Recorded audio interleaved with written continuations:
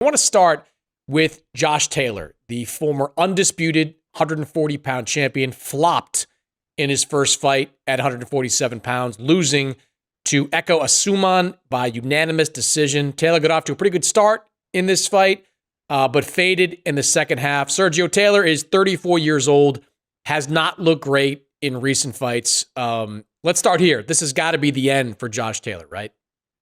It appears that way. It appears like it's the end because he has three straight losses. The inactivity has really, really taken the good part of his career. Switched trainers, I believe, from McQuiggan, and it just hasn't been good for him on the top level. So yeah, I think it's the end as far as what he can do, especially moving up in weight. But I'm a believer, Chris Mannix. I'm a believer of greatness, and I think Josh Taylor had an unbelievable run. I mean, beating undefeated after undefeated opponent. He became undisputed in the four belt era. That's greatness, man. He became the sixth person in boxing in the four belt era to become undisputed.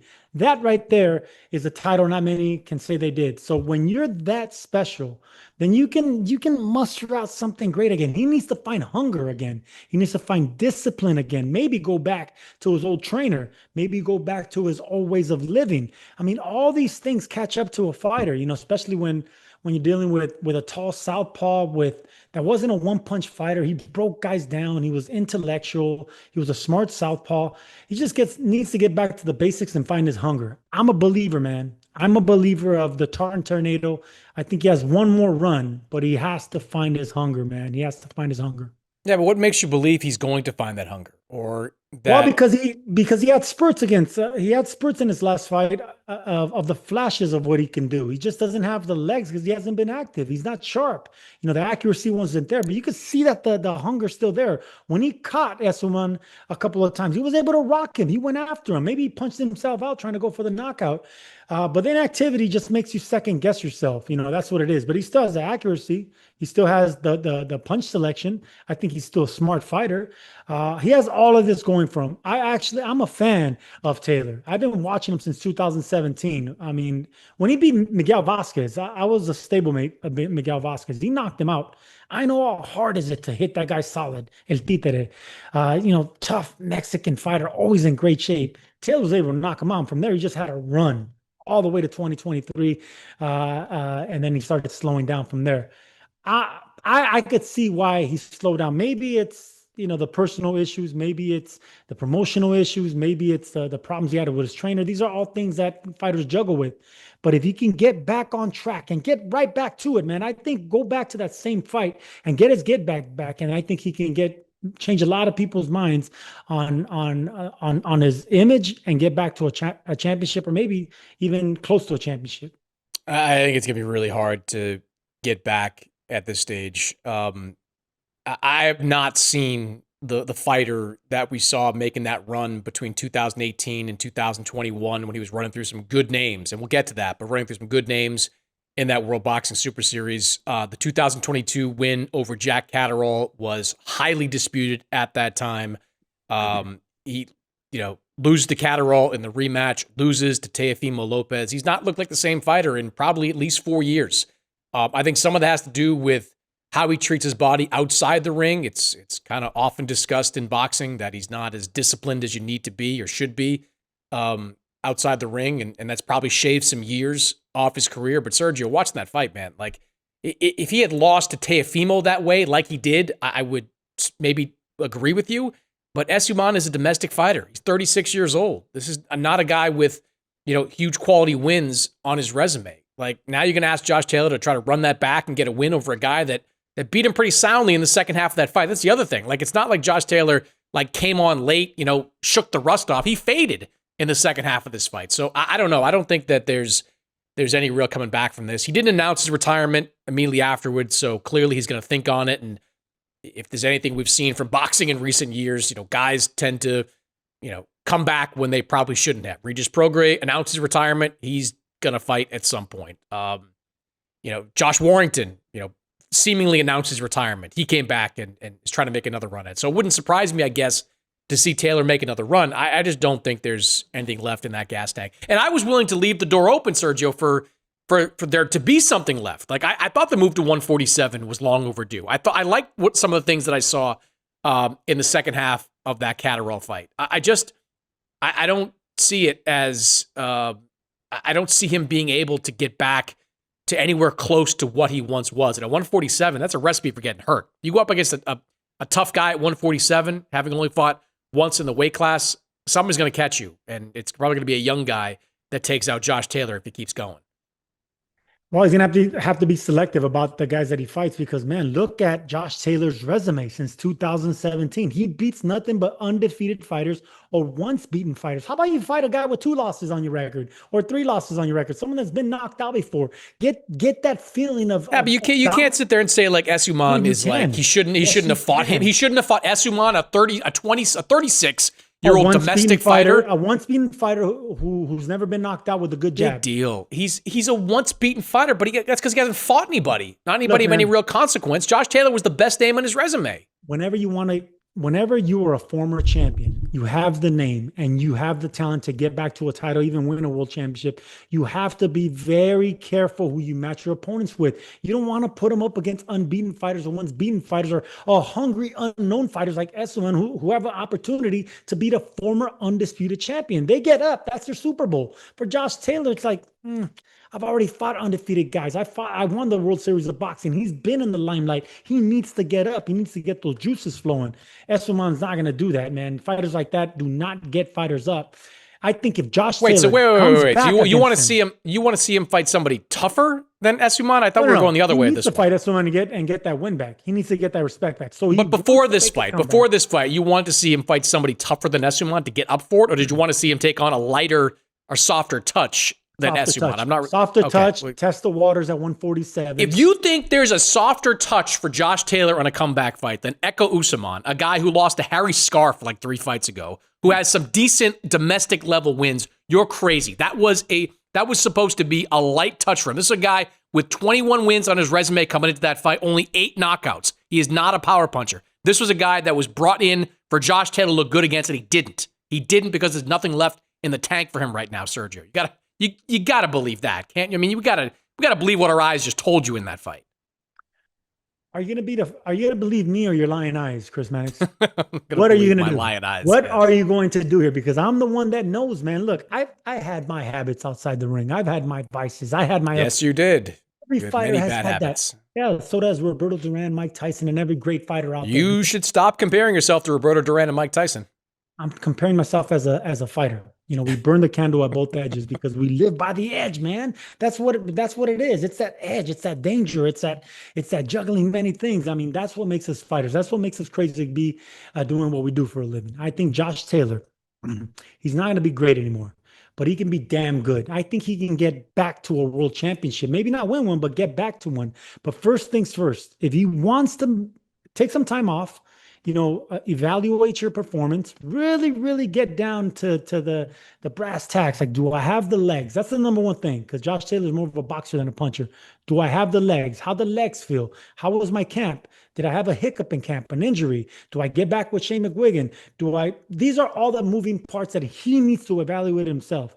And then if he can put all these things in order and have one great camp and come back against someone, then I give him another chance. But if he doesn't have the hunger or the will to do that, then yeah, retire. I think Essuman was exactly the right opponent for Josh Taylor, exactly the right opponent that a peak Josh Taylor would have made short work of. And the fact that he lost, that told me everything I need to know about the future of Josh Taylor. But let's spin it forward just a little bit, Sergio. If Josh Taylor announces his retirement tomorrow, does he go into the Boxing Hall of Fame? Our friend Barry Jones, he says yes. He put out a tweet over the weekend that said, if this is it for Josh, the Hall of Fame awaits. What say you? I respect Barry Jones. Me and him won a world championship. Didn't hold on to it long, but now we have successful careers as pundits.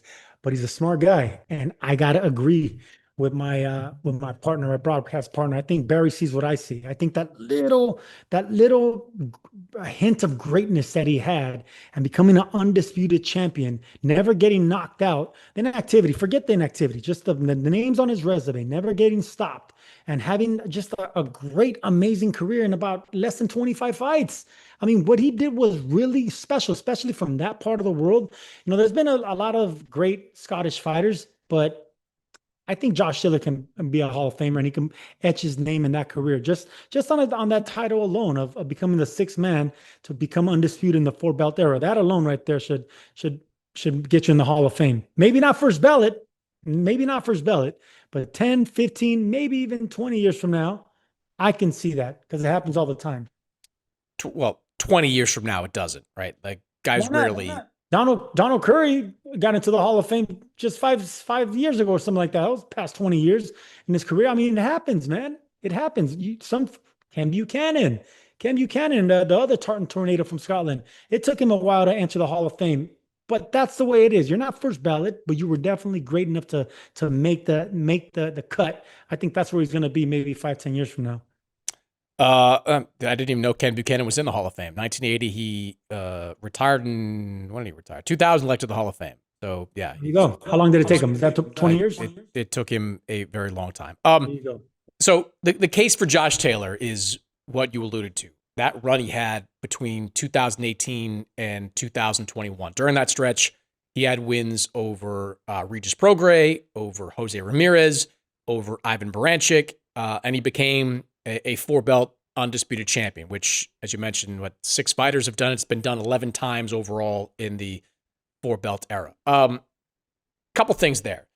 That was really the only notable stretch of Josh Taylor's career. Prior to the World Boxing Super Series, he didn't have many quality wins. After the World Boxing Super Series, the quality win in his resume was Jack Catterall, but I don't know that, because of the controversy around that fight, you probably can't look at that necessarily as a quality win. And beyond that, like, I just don't know I don't know if his resume is strong enough to warrant being included there. Like one name, Sergio, that you know well, that is an undisputed champion, undisputed middleweight champion, not in the Hall of Fame. You know who I'm talking about? Jermaine Taylor. I knew you were going to Yes. go there. I knew you were going to go there. Okay.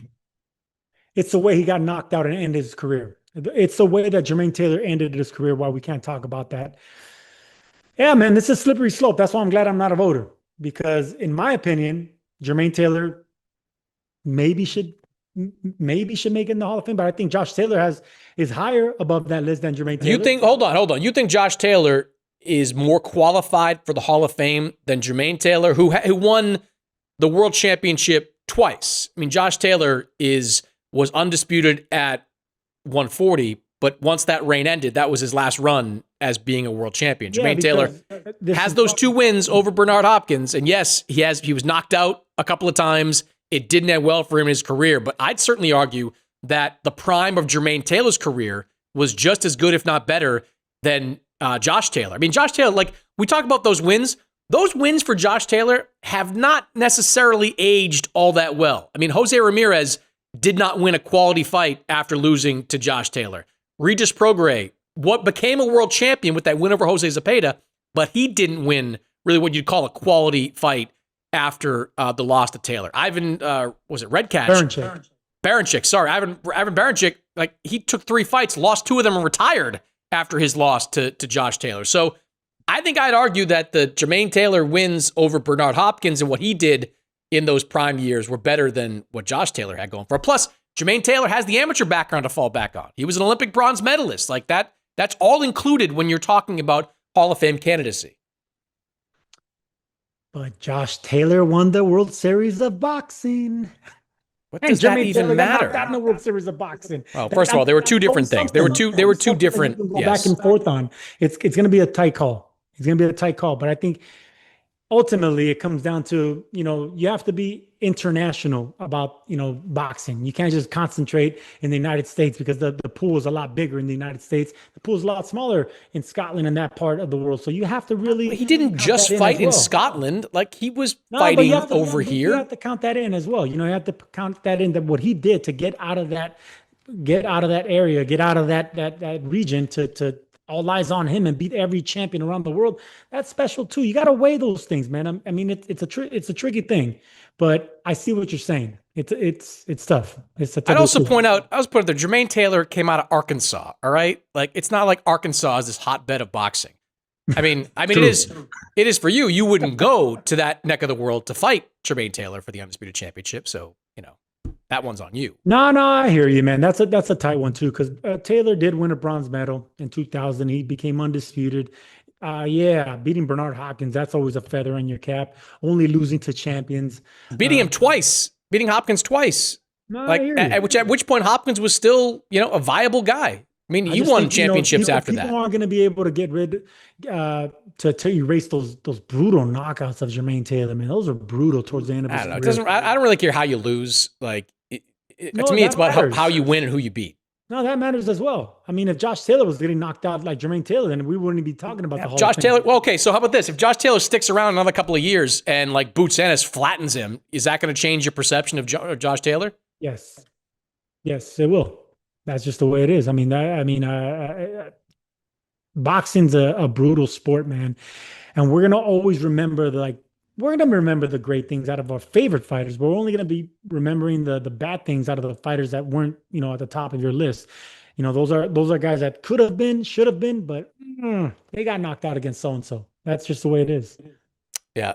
Well, another point that Barry Jones made was that among the reasons Josh Taylor should get in is because he's better than some of the guys that are in. I don't dispute that. Like Josh Taylor had a better career than Vinny Paz, who will forever be like the bar for entry for the Boxing Hall of Fame. But as a voter, I can't justify a vote that way because some voters decide to vote for Vinny Paz, and because the Boxing Hall of Fame has just an idiotic election system where three guys, no matter what, get in every single year. I can't use that as a reason to justify his place in the Hall of Fame. Like you're either a Hall of Fame fighter or you're not. Like the last ballot, the only guy I voted for was Manny Pacquiao. He was the only guy on that ballot I thought was worthy of being in the Hall of Fame. I don't think just because like someone like Vinny Paz is in that Josh Taylor deserves to be in. But I think it'll come up. It'll be debated.